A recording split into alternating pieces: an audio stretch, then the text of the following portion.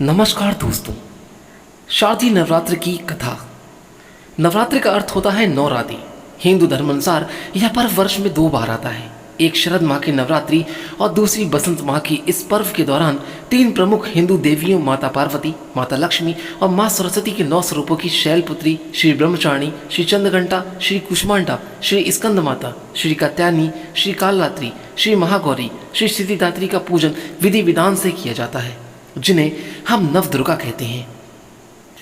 प्रथम शैलपुत्री च, द्वितीय ब्रह्मचारिणी, तृतीय चंद्रघंटेति, कुष्मांडेति चतुर्थकर्म, पंचम स्कंदमातेति, षष्ठ कत्यानीति च, सप्तम कालरात्रि, महागौरीति च अष्टम, नवम सिद्धिदात्री च नवदुर्गा प्रकीर्तिता।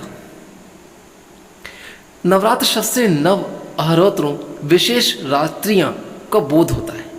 इस समय शक्ति के नव स्वरूपों की उपासना की जाती है, क्योंकि रात्रि शब्द सिद्धिदात्री का प्रतीक माना जाता है।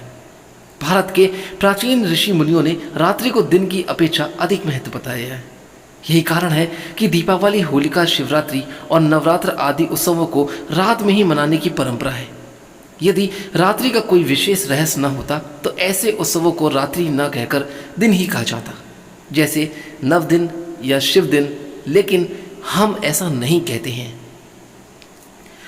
मनुष्यों ने वर्ष में 2 बार नवरात्र का विधान बनाया है। विक्रम संवत के पहले दिन अर्थात यानी कि चैत्र मास शुक्ल पक्ष की प्रतिपदा पहली तिथि से 9 दिन अर्थात नौमी तक।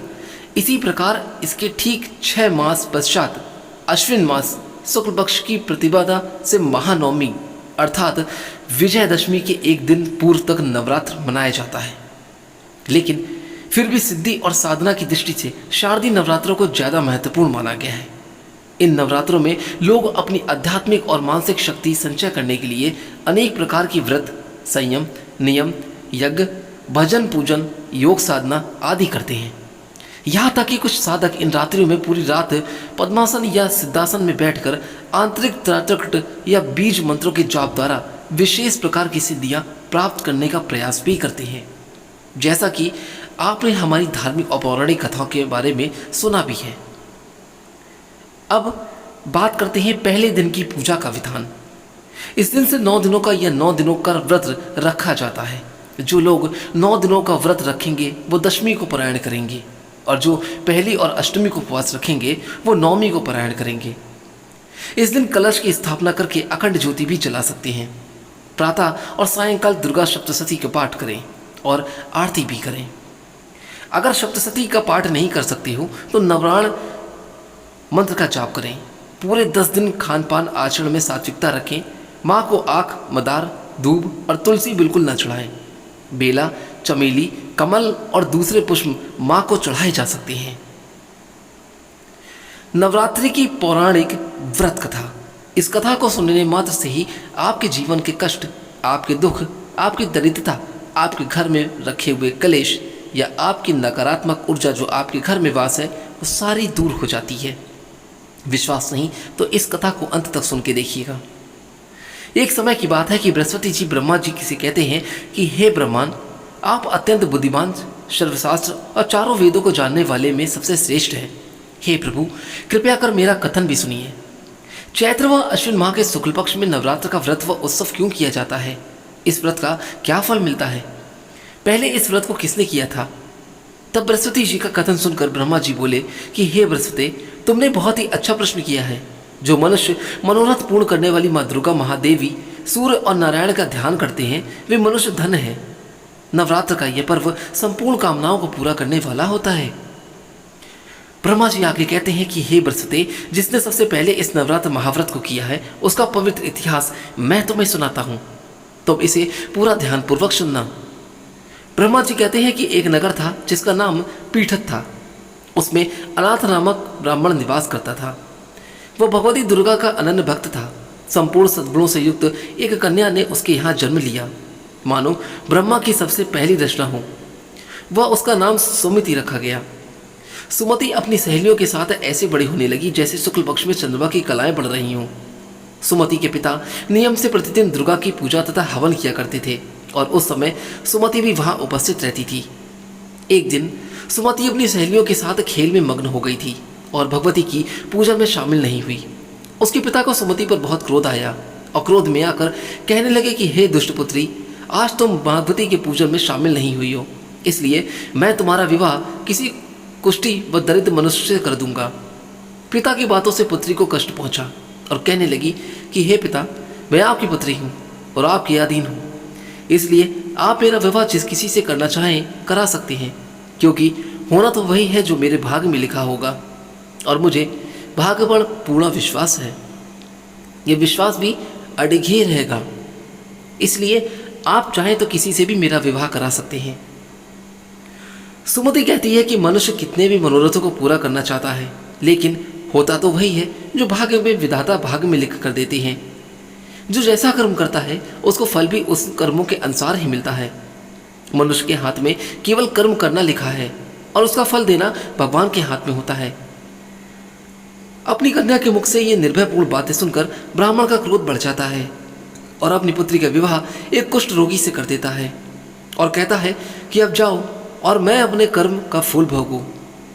मैं भी देखता हूं कि तुम भाग्य के भरोसे रहकर कैसे जीवन यापन करती हो। पिता के वचनों को सुन सुमति मनन करने लगी कि मेरा दुर्भाग्य है कि मुझे ऐसा पति मिला, और अपने दुखों पर विचार करती हुई सुमति वन की ओर चल पड़ती है। उस भयानक वन में कुशा पर रात बिताई। गरीब सुमति की हालत देखकर देवी भगवती उसके पूर्व जन्म के पुण्यों को देखती हुई उसके सामने प्रकट होती हैं और कहती हैं कि हे दीन ब्राह्मणी, मैं तुम पर प्रसन्न हूँ, जो तुम चाहो वो वर मांग सकती हो, मैं तुम्हें सब कुछ दूंगी।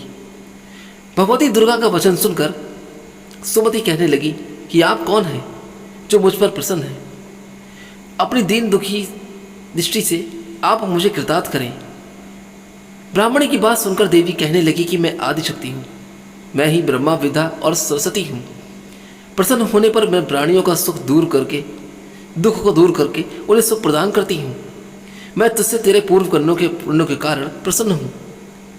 देवी कहती है कि तुम पूर्व जन्म में निषाद की पत्नी थी और अत्यधिक पतिव्रता थी। एक दिन तेरे पति निषाद ने चोरी की और इस चोरी में निषाद के साथ सिपाहियों ने तुम्हें भी पकड़ लिया। तुम दोनों को जेल में बंद कर दिया और भोजन भी नहीं दिया था।